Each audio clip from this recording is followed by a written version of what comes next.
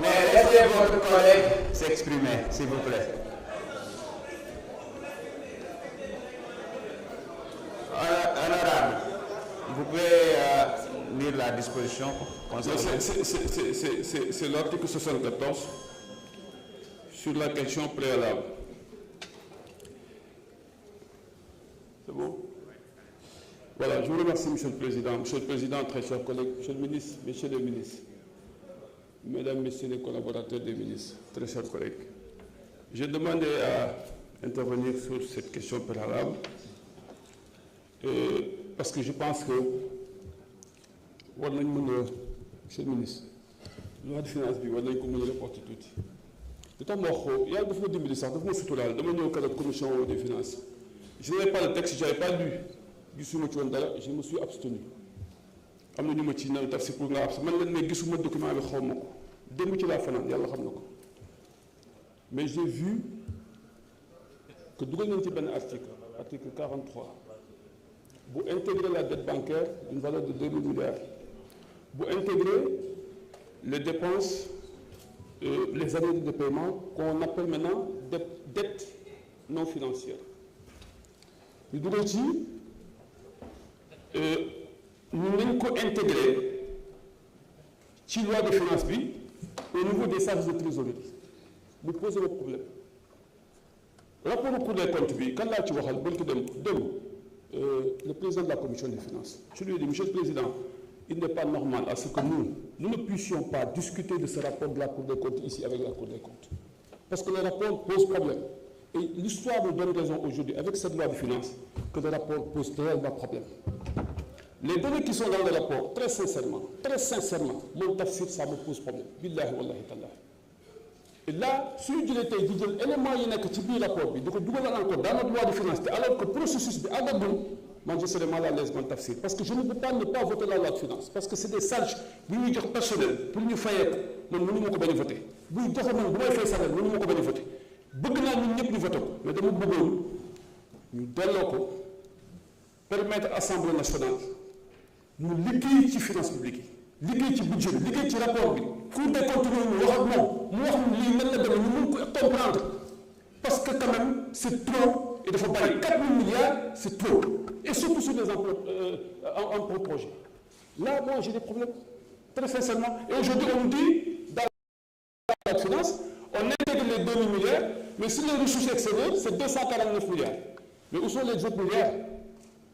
gisuma ko xaw ma fu mu jaar man war naa mën a taxaw ñu écouter kon su fekkee comprendre naa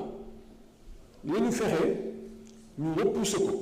le temps ñu permettre loolu parce que moi je veux vous accompagner on veut vous accompagner comme ni ñu ko ñaan sama yaram dafa dal wax naa ko sama yaay dem billahi wallahi taala yàlla xam na ko billahi wallahi nee naa sama yaay dama leen ñaawantal parce que dafa métti li ngeen dund c'est trop dur et pour ñu accompagner leen il faut que ñun ñu nekk dans une situation yoo xam ne maîtrise li ñuy def li ma wax ni c'est très sincère maintenant je le dis par devoir s'il vous plaît bàyyi leen ko mu yegg s'il vous plaît sama gars yi li ma leen wax c'est pour vous protéger loolu c'est pour vous protéger parce que ñun ñu bëgg a jël loolu décision bi ñu bëgg a jël loolu parce que loi nangu ko léegi ñu bëgg ko jël dugal ko ci biir suñu loi dans un contexte où on parle de vérité de transparence de jubanti man jàpp naa ne war nañu jël suñu temps indi nañu si loi de finances rectificative yi passé mois de décembre lañu ko indi voté nañu ko amul problème moi j'ai voté et pourtant il y a des dépenses qui avaient été déjà effectuées on a justifié ñu voté ko amul problème compliqué wu parce que nous on est prêt à accompagner pour que lii nga xamante ne mooy les difficultés que nous avons au plan budgétaire ñu ko régler mais nañ ko teg ci loo xamante ni au moins ñun dañ nekk à l'aise parce que nous sommes l'Assemblée nationale chaque fois qu'on dépense dañ ko war a xam fu mu jógee fu mu dugg on fait des dépenses qui sont hors budget qui n'ont pas été votées on vient on intègre dans les dépenses de trésorerie en appelant ça dépenses dette non financière ça c'est des arriérés de paiement et il y a une contradiction entre arriérés de paiement et dette non financière man la laa jàpp parce qu'il y a des fonds en route et des arriérés de paiement qui peuvent durer au moment plus de 3 mois. On dit que c'est depuis plusieurs années. Et ça, ce n'est pas dans le rapport de la Cour des comptes, parce que la Cour des comptes nous parle de 142 milliards d'arriérés de paiement. Et aujourd'hui, c'est plus que ça. Donc finalement, c'est très compliqué et je ne suis pas à l'aise, moi, en tafsir. Moi, en tafsir, je ne suis pas à l'aise de voter cette loi. des finances rectificatives parce qu'il y a des problèmes qui ne sont pas clairs et ça c'est pour nous en tant que députés parce que aussi li ma wax dëgg il faut que ñu xam ne ñun ay député lañu bu ñu andi leen nii war nañ ko mën a xool ba gis ko xam li ñuy def mais suñu jëlee photo ba noonu dafay indi problème boo xamante ne ëllëg si biir mën nañu sonal li may wax ne yëpp je le dis par devoir et pour l'histoire lu leen neex mën nañu ko def mais man dama bëggoon je suis très gêné parce que dama baax wax dëgg jërëjëf c'est ma compréhension des choses je vous remercie. Merci beaucoup. Monsieur le Président de la Commission des Finances.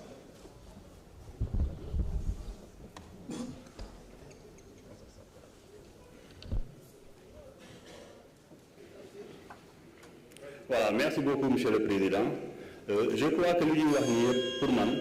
ay stratégie la pour ñu mën a tarder la séance d'aujourd'hui li ma bëggoon leeral mooy situation bii ñu nekk nii la situation économique du pays là bu ñu koy xool li ko waral nañu gëstu ñu fi nekkoon seen doxalin tey situation bi ñu nekk nii ñoom ñoo ñu dugal ci guute gi ba ñu jàpp nañ ne tey fu mu ne nii lu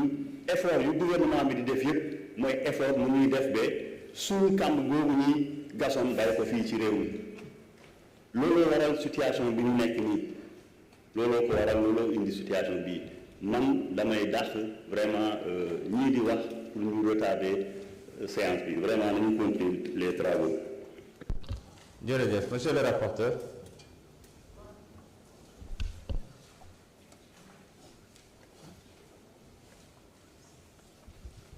Merci monsieur le président je crois que comme ni ko président waxee jarul wax ci du bëri tey bu ñu fi yeggee je crois que sénégalais xam nañ lan moo tax ñu yegg fii donc tey ñun dañoo ñëw pour liggéey dañoo ñëw pour avancer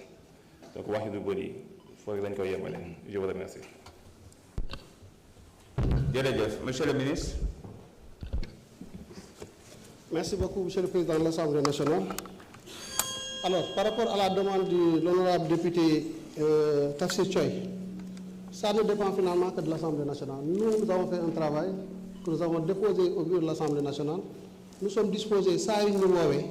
ñu ñëw waxtaan leeral lu tax liggéey boobu mu am. léegi nag am na ay points yu mu laal ci wàllu opération de trésorerie li may leeral foofu parce que aussi il faut que ñu leeral yenn yi dafa am